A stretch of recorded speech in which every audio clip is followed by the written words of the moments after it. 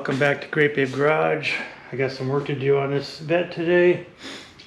Not sure how much I'll get done, but I need to get the front splitter put back on. That's my main priority. Well, my main priority is find the coolant leak. I always get a drop or two down there.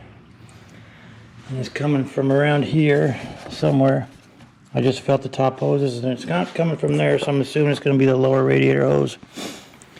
But I'll find out when I get it tore apart. The Callaway honker is coming off. I'm going to put my other one back on, my open element one, because it's a lot easier to deal with things when I got stuff like this going on. So that's coming back off. The shroud's coming back out. Might be for sale, probably for sale. So we'll see. But anyway, I got a new shroud here for it, because my old one, I put a cut in it to open up the element. I might do that with this one still. This spoiler's junk, but I'm gonna probably finish cutting that out. I drew the outline of the filter so it can sit down farther. But we'll see how that goes. I might not do that, I don't know. But the old element is going back in. Full show. And the alignment's done, so this front spoiler is going to go back on. And I got it up on quick jacks, as you can see. So the spoiler's up in the attic. I'm going to go grab that and I'll get this intake tore apart. I'm going to take the intake off and put the old one back on before I put the spoiler back on, because it'll just be easier to deal with the bottom screws. And I'll be back when I get that done. Alright, I'm not sure if I said anything, but today is June 7th, 2025. Alright, I think I found a leak on my radiator. I thought it was coming from the hoses up there, dripping down, but there was never anything wet there.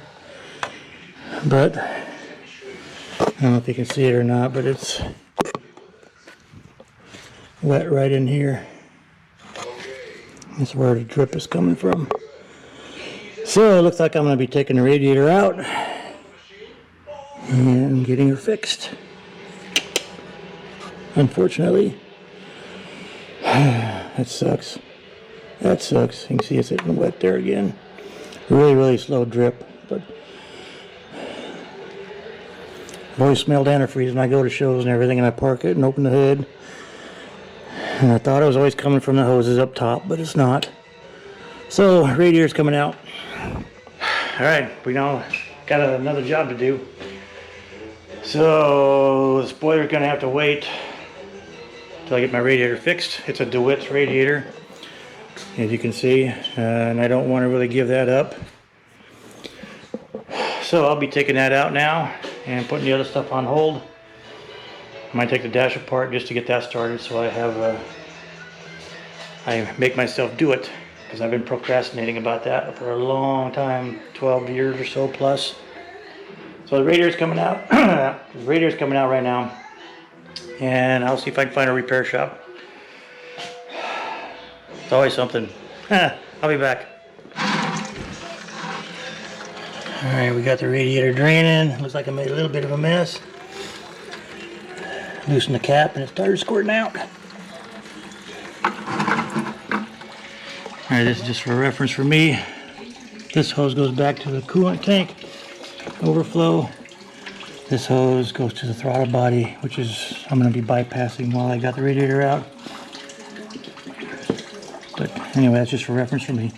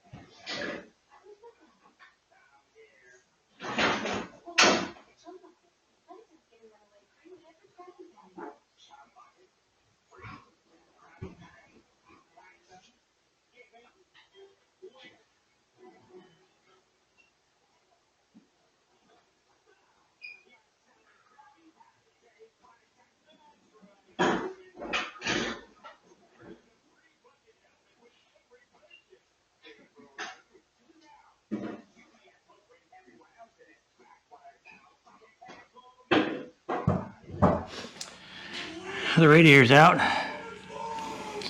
That was a job in 3. But now we can get it repaired, hopefully.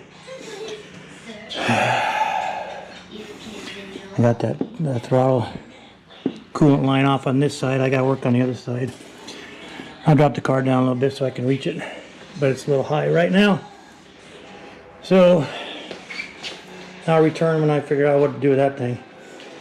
I got a couple feelers out to let me know maybe somebody that might be able to do it. So I'll be back when I figure it out. Alright, we got the bypass done. Throttle body bypass hose is on there. I'll cut it to length when I get the radiator back in. Took the fans out too because it's just easier. Yeah, I think I'm ready to go take the radiator someplace, but I gotta find a place first. And I don't know if you can see it down there, but I got a clamp. Instead of the spring clamp, it's a regular worm clamp. And I ordered it from Amazon, these bunch of clamps, and they happen to be metric.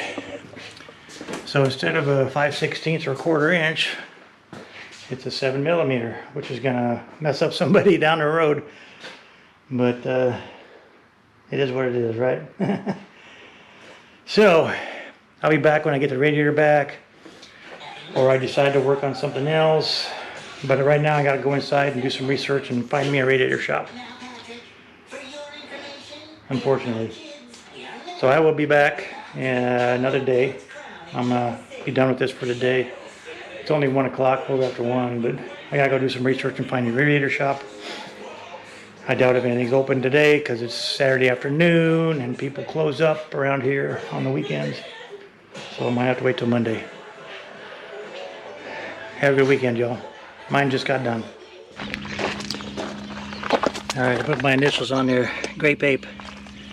Now I'm gonna make sure I get the same one back. So now we go look for a shop. Alright, so on a little side project, and my jacks were missing the rubber inserts on this, and that one was completely destroyed at one point. So I made my own. I don't know if you can read it or not. It says Great Big Garage. I had to make a little bigger one for this one because that one's a smaller pad. So I use this stuff, the shoe glue, to glue them in, and they still turn. Not coming off. But I thought it'd be kind of cool to have purple pads with the Great Babe Garage on it. I think it'll work pretty good. I used my 3D printer to make these. I looked online for some to buy, but for the money they wanted, it's cost me like $1 to print this off. And I used a TPU filament, which is a rubberized kind of a filament, so it bends. I've heard good things about doing these with the TPU filament, so we're going to try it and see how it goes. So I'm going to glue this one on with this stuff and put this, I got a sandbag here, I'll put weight on it so it has weight on there to hold it in place for a while. I'll put it around the edge here so it doesn't get too much in the pivot point there.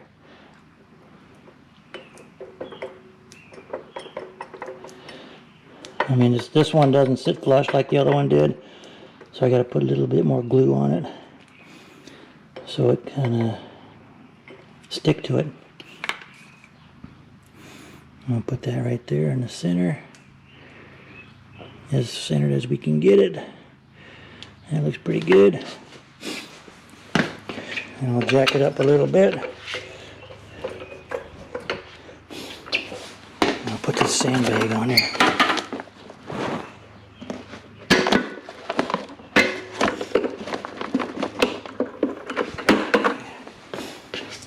There we go. Now we'll let that sit overnight like I did this other one.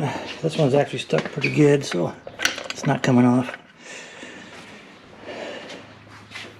And then we'll come back tomorrow and see what it looks like. Should be good though. Cool idea, huh? So if anybody's curious about the dimensions on those jack pads, that's the big one's a 3-ton Pittsburgh jack from Harbor Freight. And I think it was 93.5 millimeters is what I use. You probably could go with 94 and it'll still be good. The smaller one, I'm not real positive on it. I think it was, I want to say 92.08 millimeters. So it's, if you need the actual dimensions, I will put them in the description, but I'm pretty sure that's what it was. 92.8 on the smaller one, the 1.5 ton Pittsburgh.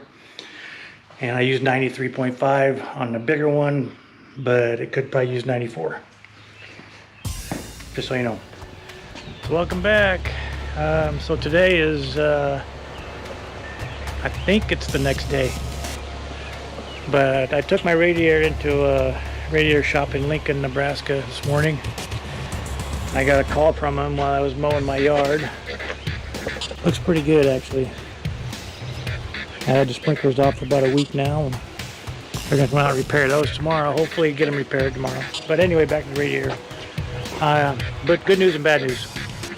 I took it into a shop in Lincoln. It took me about 50 minutes to drive there. Not bad, but it's had the best reviews that I could find. And they called me back, and like I said, when I was mowing, and said it is leaking where I thought it was, down in that far corner. Not much, but it's not repairable. A good buddy of mine has a name, Bob Combs. Rest in peace, buddy. When I was in Arizona, he warned me about buying anything from this guy that I bought it from. This guy ran a Corvette store down there. It was like a drop ship guy, but he said he was depleting his store down so he could sell out and be done with it. And he had a brand new DeWitts radiator for $300, $350. And I think I got it for $300. That was back in, probably 6-7 years ago, maybe. And I've had it. I haven't had it in that long, but it was leaking ever since I put it in there, and I should have put 2 and 2 together. But this radiator shop told me that the bottom corner that I found where it was leaking actually ballooned a little bit.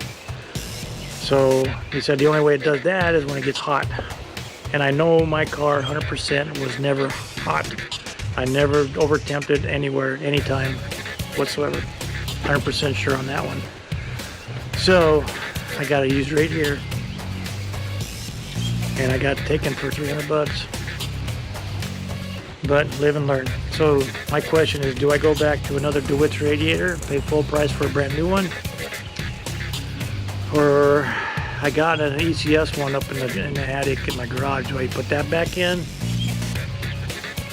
Let me know. This video is going to be done for now, so I can get it put up. But I'll put part 2 up when I get the radiator, put it back in, and I'll let you know what I did. But anyway, let me know what you think I should do. Get a brand new DeWitts radiator for it, or go with that ECS one I got in the attic. And I think that one's still good. So the only reason I put the DeWitts back in there when I had the ECS in there, which is also aluminum, was I thought, well, the DeWitts got to be better, right? Maybe not. But anyway, let me know. As always, stay grape. We'll talk at you in the next video.